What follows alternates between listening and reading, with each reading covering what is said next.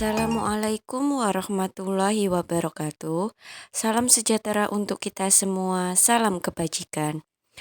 Perkenalkan, nama saya Bugosita Ivantias Mei Sawitri SPD. Saya mengajar mata pelajaran Bahasa Indonesia di SMP Negeri 1 Wonoayu Sidoarjo. Kali ini saya akan menjelaskan pembelajaran berdiferensiasi. Berdiferensiasi merupakan suatu cara berpikir yang sangat penting tentang pembelajaran di abad 21 saat ini. Diferensiasi adalah praktek menyesuaikan kurikulum, strategi mengajar, strategi pembelajaran yang dikaitkan dengan lingkungan kelas dengan kebutuhan siswa. Pembelajaran berdiferensiasi mampu mengakomodir kebutuhan belajar siswa. Artinya, guru haruslah mampu memfasilitasi siswa dengan kebutuhannya. Karena siswa memiliki karakter yang berbeda-beda, sehingga siswa tidaklah bisa diperlakukan sama. Sebelum pembelajaran berdiferensiasi dimulai, guru haruslah mampu melakukan tes awal. Tes awal bisa melalui wawancara, observasi, dan survei. Untuk melakukan pembelajaran berdiferensiasi, guru harus melakukan pemetaan. Pemetaan dapat dilihat dari 3 aspek. Apa saja 3 aspek tersebut? 1. Kesiapan belajar.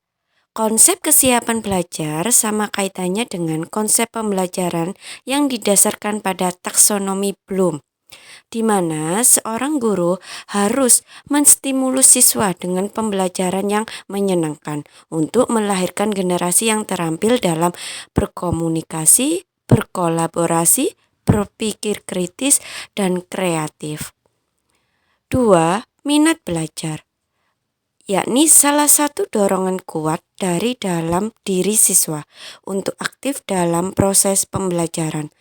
Tujuan diadakan pemetaan minat murid yaitu menciptakan situasi pembelajaran yang menyenangkan, mengkomunikasikan nilai manfaat apa yang dipelajari murid, dan menciptakan kesempatan belajar di mana murid mampu memecahkan suatu masalah atau bisa disebut PBL. 3. Profil belajar siswa, yakni memiliki tujuan untuk memberikan kesempatan belajar secara efisien dan natural. Hal ini memudahkan guru memenuhi tujuan pembelajaran setiap pertemuannya. Kadang guru tidak sengaja cenderung memilih gaya belajar sesuai keinginan kita sendiri. Itulah tujuan diadakannya pemetaan profil belajar siswa. Berikut ini adalah praktik baik pembelajaran berdiferensiasi yang saya terapkan di kelas 7 materi menyajikan teks deskripsi. Pembelajaran dimulai ketika saya mengucapkan salam dan siswa menjawab salam dari saya. Saya menanyakan kabar siswa-siswi saya. Kemudian saya mempresentasi siswa serta memberi semangat belajar kepada siswa-siswi saya dengan melakukan ice breaking. Setelah itu, saya melakukan apersepsi dengan menanyakan pengertian teks deskripsi. Kemudian, saya memberikan pertanyaan pemantik. Tempat wisata yang pernah dikunjungi. Sebagian besar menjawab pernah ke Candi Borobudur, karena mereka mengunjunginya menjelang akhir sekolah di kelas 6 SD. Selanjutnya, saya menjelaskan konsep atau garis besar cara menyusun dan menyajikan teks deskripsi. Di kelas saya ada kelompok siswa yang menggunakan gaya belajar auditif. Artinya mereka belajar dengan mengandalkan pendengaran sebagai alat utama untuk menerima informasi.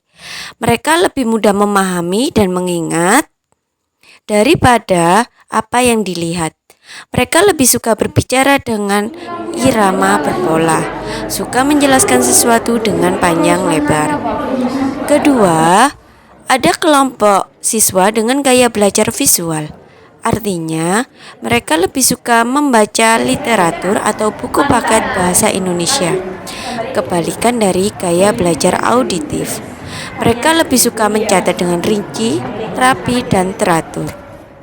Terakhir, ada kelompok siswa dengan gaya belajar kinestetik. Artinya, mereka lebih berorientasi pada fisik dan senang melakukan praktik. Dari ketiga jenis gaya belajar siswa yang saya temui, saya menggunakan strategi mengajar diskusi untuk siswa auditif dengan mengulang-ulang kata yang ingin dipahami atau bisa merekam informasi dengan tape record. Selanjutnya, untuk jenis gaya belajar siswa visual, saya menggunakan strategi mengajar dengan menampilkan video dan PowerPoint teks deskripsi.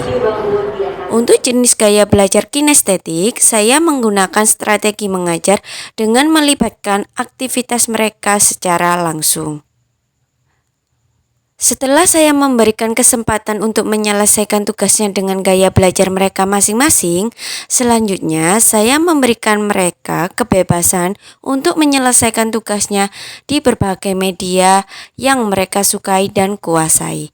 Hasil yang didapat dalam pembelajaran berdiferensiasi yang saya terapkan yakni siswa mampu menyajikan teks deskripsi sesuai dengan ciri bahasanya di berbagai media. Pada hari Minggu, aku dan keluargaku pergi ke pantai. Perjalanan rumah ke pantai menunggu waktu 2 jam. Saya mau bertanya, di dalam tes deskripsi yang kalian sudah buat, ada materi apa saja Kak? Baru sebutkan. Hiperbola dan personifikasi. Saya di sini mau menjelaskan yang personifikasi. Personifikasi yaitu ombak-ombak air itu berjalan-jalan seolah-olah ini mengejarku. Kemudian, menyajikan tes deskripsi yang mereka amati secara langsung dengan mengupload di sosial media Instagram. Selanjutnya, mereka juga bisa menghasilkan sebuah video tes deskripsi. Serta, mereka juga mampu menyajikan tes deskripsi dengan cara mendongeng. Pohon mangga adalah pohon yang sering dijumpai. Pohon mangga memiliki buah yang sangat banyak dan bergelantungan. Daun-daunnya melambai-lambai saat tertiup angin kencang. Pohonnya yang gagah perkasa menjulang tinggi ke atas. Semut-semut yang bersarang di pohon. Setelah semua tujuan pembelajaran terpenuhi, saya menutup pembelajaran dengan menyampaikan materi pembelajaran di pertemuan selanjutnya. Itulah tadi contoh praktik baik pembelajaran berdiferensiasi yang telah saya terapkan di kelas 7 materi menyajikan tes deskripsi. Semoga bermanfaat bagi kita semua. Wassalamualaikum warahmatullahi wabarakatuh. Melatih kalian menjadi siswa atau anak yang inovatif, mandiri, dan kreatif. Sekian pembelajaran dari Bu Gosita Ikhvantias. Bila ada salah kata mohon dimaafkan. Bu Gosita akhiri. Wassalamualaikum warahmatullahi wabarakatuh. Ada 3 tantangan yang dihadapi guru ketika mereka berjuang untuk mewujudkan kelas yang berdiferensiasi. Tantangan tersebut yakni membatasi dilema diferensiasi versus standarisasi. Kemudian tantangan yang kedua yakni mengatur waktu. Tantangan ketiga mengakses sumber-sumber bervariasi. Dengan adanya pembelajaran berdiferensiasi ini diharapkan mampu menciptakan SDM unggul yang mandiri, inovatif, kreatif, berdasarkan profil pelajar Pancasila.